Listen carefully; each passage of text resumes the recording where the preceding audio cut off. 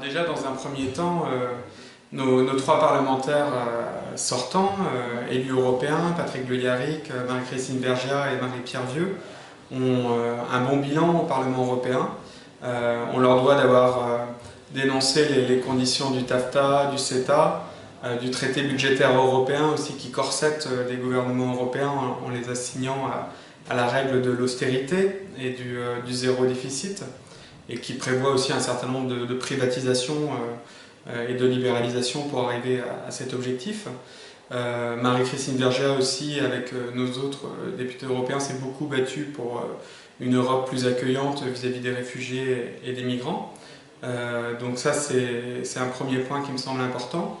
Le deuxième point, c'est qu'on a une liste qui est extrêmement diverse, avec des gens ordinaires, mais qui incarnent, qui portent des combats extraordinaires pour la défense des droits sociaux, pour la défense de leur emploi menacé dans l'industrie. Il y a un certain nombre d'ouvriers. Il y a 50% d'employés et d'ouvriers sur notre liste. Ce n'est pas une liste de professionnels de la politique.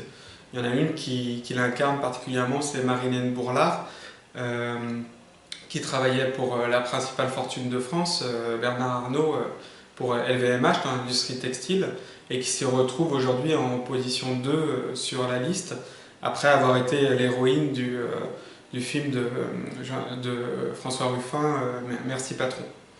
Et la troisième raison, je dirais, c'est que les communistes ont une constance dans le cours de leur histoire, à la fois pour défendre des idées internationalistes, d'amitié entre les peuples et de coopération entre les peuples, entre les nations.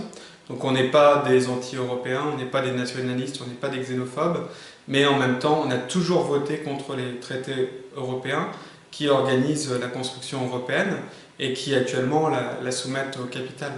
On a construit un marché unique, une monnaie unique, comme moyen aussi de mettre en concurrence les peuples et les travailleurs de l'Europe, et pas du tout de faire grimper leurs droits sociaux, leurs salaires, leurs conditions de vie. Et c'est ça qui aujourd'hui nourrit le populisme, qui nourrit aussi les extrêmes droites partout en Europe, avec des phénomènes qui sont extrêmement inquiétants. Donc voter communiste aujourd'hui, c'est voter pour une Europe du progrès social, pour une Europe des peuples libres qui s'associent librement et non sur la base d'un projet antidémocratique et qui vise à la régression sociale dans des pays où les travailleurs ont conquis un certain nombre de garanties sociales, de services publics, de garanties de protection sociale, de sécurité sociale. Et donc c'est très important qu'on les défende aujourd'hui contre ceux qui gouvernent aujourd'hui en Europe et qui sont soumis au lobby de la finance.